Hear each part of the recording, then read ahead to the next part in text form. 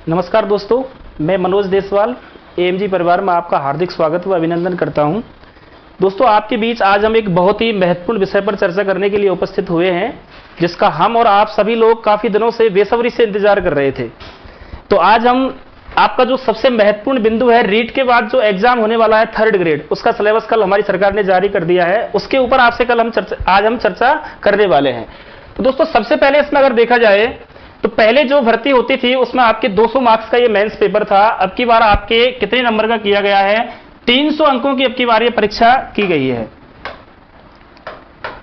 300 अंकों की ये परीक्षा की गई है और ये भी क्लियर कर दिया गया है कि पेपर कितना होगा। पेपर केवल एक ही रखा गया है। कितना पेपर रखा गया है? सिर्फ एक ही पेपर आपके लिए रखा गया है और इसकी जो समय अवधि रखी गई है ये 250 या आपकी 2.5 घंटे की रखी गई है। दोस्तों, इसमें ध्यान देने वाली बात यह है कि हमें 2.5 घंटे के अंदर 150 क्वेश्चंस करने हैं। यानी कि आप देख सकते हैं इसमें जो प्रश्नों की संख्या है वो कितनी है? 150 है और समय कितना है? 2.5 घंटे है। तो इस प्रकार से हमें मैनेज करते हुए चलना है। तो आप जब काउंट करेंगे तो लगभग एक क्वेश्चन के लिए आपका 1 मिनट निकल के आता है। तो इस प्रकार से पेपर हमें सॉल्व करना होगा। और देखो, और विशेष बात क्या है कि पूरा ही पेपर आपका कैसा है? ऑब्जेक्टिव टाइप है। कैसा है? ऑब्जेक्टिव टाइप आपका पूरा पेपर रखा गया है। और जो हमारे पिछली बार जो हमारा 3rd ग्रेड का हुआ था पेपर, ये रीट का, उसमें हमारे जो नेगेटिव मार्किंग नहीं थी उसको अब की बार इसमें जोड़ा गया है। तो विशेष ध्यान देने योग्य बात है कि अब की बार क्या जोड़ा गया है? आपका नकारात्मक अंकन आपका किया जाएगा और वो भी आपके सेम जैसे आरपीएससी पेपर करवाती है उसी पैटर्न पर यह एग्जाम होने वाला है। आगे जब इसमें आप देखेंगे कि नेगेटिव मार्किंग रखी कितनी गई है, तो देखो नेगेटिव मार्किंग रखी गई है 1/3 भाग, अर्थात एक क्वेश्चन जितने मार्क्स का होगा उसके गलत होने पर उसका 1/3 भाग काटा जाएगा आपसे। तो काफी बड़ा वेटेज है आपके नेगेटिव का भी। अब आगे थोड़ा चर्चा करेंगे हम इसके बारे में कि L1 के अंदर और L2 के अंदर क्या क्या आपका सिलेबस रखा गया है। तो दोस्तों, सबसे पहले हम L1 की बात करते हैं, कक्षा 1 से 5 तक के लिए। तो यहां आपके जिसकी हम चर्चा कर रहे थे, पहले भी हमने क्लासों में चर्चा की है कि अब की बार राजस्थान का जीके बहुत बड़ी मात्रा में आपसे जुड़ने वाला है। तो देखिए आपका जो पहला बिंदु है इसमें आपसे राजस्थान के भूगोल की बात की गई है, राजस्थान के इतिहास और कला संस्कृति की बात की गई है। दोस्तों देखेंगे आप तो ये काफी बड़ा वेटेज होता है और इसकी जो संख्या है क्वेश्चंस की वो लगभग 45 क्वेश्चंस आपके यहां से आने वाले हैं। लेकिन इसके अंदर एक क्या बात रखी गई है, अगर हमें यहां टॉपिक्स भी क्लियर कर दिए जाते तो हमें और आप सभी के लिए थोड़ा बेहतर होता, लेकिन हमें अब इसके हिसाब से ही तैयार होना है। तो दोस्तों, ज्योग्राफी है राजस्थान का, इतिहास है और आर्ट एंड कल्चर है, इसके आपको 45 क्वेश्चन से आने वाले हैं। तो ये हमें देखने हैं। आगे चर्चा करते हैं। तो राजस्थान का सामान्य ज्ञान दिया हुआ है, इस पर हम थोड़ी सी चर्चा करेंगे आपके साथ में। एक आपका दिया हुआ है शैक्षिक परिदृश्य वाला टॉपिक। दोस्तों, शैक्षिक परिदृश्य की बात करते हैं तो आपके 1st ग्रेड के अंदर एक टॉपिक आता है स्कूल मैनेजमेंट। टॉपिक का नाम है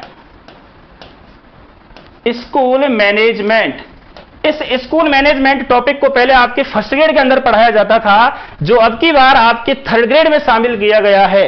और आगे देखें तो यह आपके रीट में भी था, आरटीई शिक्षा का अधिकार जो आपके 2009 अधिनियम है। और इसके आगे एक और छोटा बिंदु दिया है जिसका संबंध पहले रीट से नहीं था और यह आपका करंट का मुद्दा है, अर्थात आपसे राजस्थान के संदर्भ में करंट जीके भी पूछा जाने वाला है। तो दोस्तों, इस पर आप गौर करेंगे ना तो यहां जब हमने अब तक देखा है तो इसमें राजस्थान के पॉलिटी की आपसे कहीं बात नहीं की गई। तो ये जो बिंदु है जो आपका राजस्थान सामान्य ज्ञान का पार्ट बचा हुआ है, इसमें आपसे विशेष तौर पर राजस्थान पॉलिटी के बारे में आपसे चर्चा की जाएगी। देखिए यहां क्या आ गया? राजस्थान का ज्योग्राफी हो गया है, यहां राजस्थान का हिस्ट्री और आर्ट एंड कल्चर हो गया है।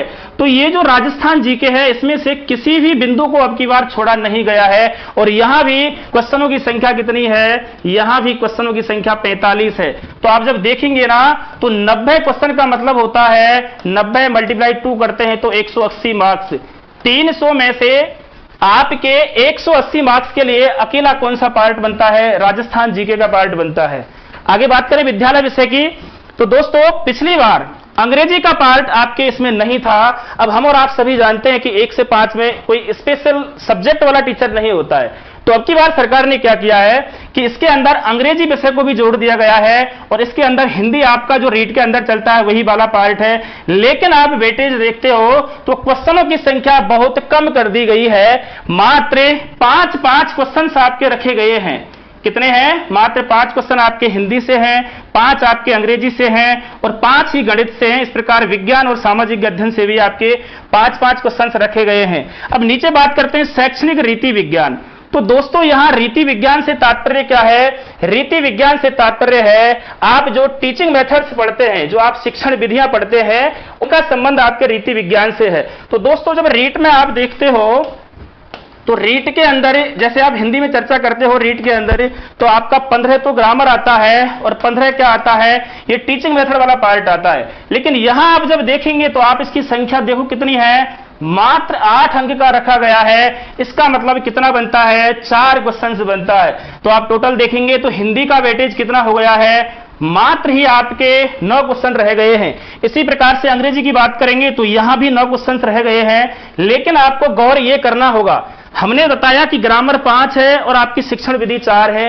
ऐसा नहीं भी हो सकता है, क्योंकि पिछली बार हमने रीट के जब पेपर देखे थे तो कई बार ये संख्या 17, 13 भी हो जाती है और कई बार ये संख्या 18, 12 भी हो जाती है। अर्थात आपको ये ध्यान रखना है कि हिंदी से आपके 9 क्वेश्चंस पूछे जाने हैं, उनमें ये संख्या थोड़ा ऊपर नीचे हो सकती है। आगे बात करते हैं। अगला एक बिंदु इसके अंदर दिया हुआ है शैक्षिक मनोविज्ञान। दोस्तों इस पर आपको विशेष फोकस करना है। आप रीट के अंदर पढ़ते हो बाल विकास व शिक्षा शास्त्र, जबकि यहां क्या दिया गया है? Education psychology. इसमें अंतर क्या होता है? वहां आपको बाल विकास से शुरू करना होता है, जबकि यहां हमें मनोविज्ञान पढ़ने के लिए मनोविज्ञान के इतिहास को भी जानना होगा और मनोविज्ञान का अन्य विषयों के साथ संबंध भी हमें पढ़ना होगा। इसका मतलब है यहां हमें थोड़ा सा रीट से हटकर पढ़ने की आवश्यकता है शैक्षणिक मनोविज्ञान के अंदर। लेकिन यहां पिछली बार 3rd ग्रेड हुआ था तो आपके 40 मार्क्स थे, अब की बार कितने हैं? 20 हैं। तो वेटेज इसका भी कम हुआ है। लेकिन यहां कम करने का कारण क्या है? यहां कम करने का कारण है आपके ऊपर शैक्षिक परिदृश्य जो दिया हुआ है, ये टॉपिक, इसकी यहां पर भरपाई कर दी गई है इस टॉपिक की, क्योंकि पहले जो 40 नंबर का था अब इसको ऊपर बढ़ा दिया गया है और ये टॉपिक भी आपका एज ए साइकोलॉजी की तरह ही आपको पढ़ाया जाता है, शैक्षिक परिदृश्य वाला। आगे आपका एक बिंदु दिया है सूचना तकनीकी। जैसा कि आप सभी जानते हैं कंप्यूटर का युग है, तो शिक्षकों को कंप्यूटर से जोड़ने के लिए यह टॉपिक आपके सिलेबस में शामिल किया गया है, सूचना तकनीकी वाला। अब दोस्तों ध्यान देने बात क्या है कि अब की बार जो पेपर हुआ था उसका लेवल क्या था? थोड़ा हल्का था। तो हमारे माध्यमिक शिक्षा बोर्ड पर भी प्रश्न चिन्ह लगा हुआ है।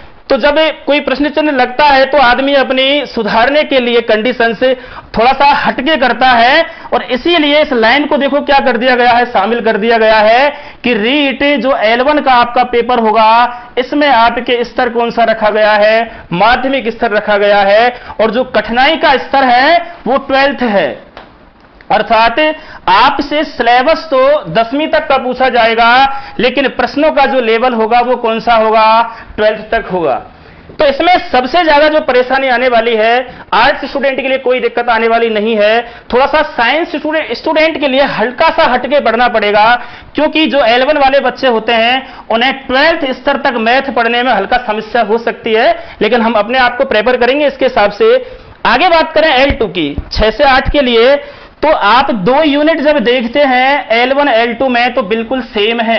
राजस्थान का ज्योग्राफी है, हिस्ट्री है और आर्ट एंड कल्चर है। यहां भी आपके राजस्थान का यही पार्ट दिया हुआ है, लेकिन यहां आप जब देखते हैं तो आपके मार्क्स के अंदर डिफरेंस किया गया है। अर्थात L1 के अंदर राजस्थान जीके का बहुत बड़ा रोल है सिलेक्शन के अंदर। यहां भी बड़ा रोल है, लेकिन अपेक्षा इसकी किसमें ज्यादा है? L1 में ज्यादा है, क्योंकि यहां आपके सिर्फ ये 35 क्वेश्चन और 30 क्वेश्चन, अर्थात देखेंगे आप 65 क्वेश्चंस बनते हैं और यहां आप जब देखते हैं तो 90 क्वेश्चंस बनते हैं। आप देख सकते हैं कितना डिफरेंस है यहां पर, तो ये डिफरेंस आपको साफ नजर आ रहा है। आगे इसमें सबसे महत्वपूर्ण बात है आपकी संबंधित विद्यालय विषय का ज्ञान। यह बिंदु आपको 2nd ग्रेड से जोड़ता है। जिस प्रकार से आपकी ग्रेजुएशन के अंदर सब्जेक्ट होते हैं, जैसे किसी के पास हिंदी है, किसी के पास संस्कृत है, किसी के पास एसएस है, तो यदि कोई बंदा एसएस वाला है तो उसे एसएस के टॉपिक पढ़ने होंगे, अर्थात पॉलिटी है, हिस्ट्री है, ज्योग्राफी है, ये सब्जेक्ट आपको पढ़ने पड़ेंगे। हिंदी है तो हिंदी का आपको व्याकरण के साथ में लिटरेचर भी पढ़ना होगा, और ये बिंदु शामिल किया गया है। और इसमें सबसे बड़ा मेजर पार्ट है ये सिलेक्शन के लिए आपका सब्जेक्ट वाला पार्ट, आप देख सकते हैं 120 मार्क्स। आगे बात करें शैक्षणिक रीति विज्ञान, अर्थात किसी के पास एसएसटी सब्जेक्ट रहा है तो एसएसटी वालों को एसएसटी के मेथड पढ़ने पड़ेंगे, हिंदी वालों को हिंदी के मेथड्स यहां पर पढ़ने पड़ेंगे। तो इस प्रकार से ये दोनों बिंदु जुड़े हुए हैं। जब आप सेकंड ग्रेड का एग्जाम देते हैं तो सेकंड ग्रेड में आपके 10 क्वेश्चंस आपके मेथड से पूछे जाते हैं। जैसे आपका हिंदी का पेपर होता है तो हिंदी में भी आपके 10 क्वेश्चंस आते हैं, एसएस में भी आपके 10 क्वेश्चंस आते हैं। इसी प्रकार से इसी प्रकार से इसको रखा गया है। विद्यालय विषय के ज्ञान के बाद में 10 क्वेश्चंस आपको मेथड से पूछे जाएंगे। आगे बात करते हैं एजुकेशन साइकोलॉजी, तो ये आपका L1 की तरह ही रखा गया है, जिसमें आपके क्वेश्चनों की संख्या कितनी रखी गई है 10 और 20 अंक के लिए इसको रखा गया है। ये भी इसमें सूचना तकनीकी ऊपर वाला सेम पार्ट रखा गया है। यहां भी आपसे कंप्यूटर की हम चर्चा करने वाले हैं, लेकिन आपको सबसे ध्यान देने योग्य बात क्या है, रीट के अंदर हमने 6 से और 10 तक की बुक्स का अध्ययन किया है और वहीं से आपका 95% पेपर एज ए वहां से मिल जाता था। लेकिन अब की बार ऐसा होने वाला नहीं है, क्योंकि आपको लेवल रखा गया है L2 के अंदर 6 से 12 तक का। ये तो हमारा सिलेबस है, ये तो हमारा सिलेबस है। आगे हमें इसका स्तर क्या है, हमारा जो ग्रेजुएशन होता है उस ग्रेजुएशन स्तर का पेपर हमें मिलने वाला है, अर्थात अब की बार एग्जाम का लेवल टफ रहने वाला है, तो उसके लिए हमें तैयार रहना होगा। तो दोस्तों आप सभी के लिए अग्रिम शुभकामनाओं के साथ मैं मनोज देसवाल अपनी बात को यहीं समाप्त करता हूं और आप सभी के लिए अग्रिम शुभकामनाएं।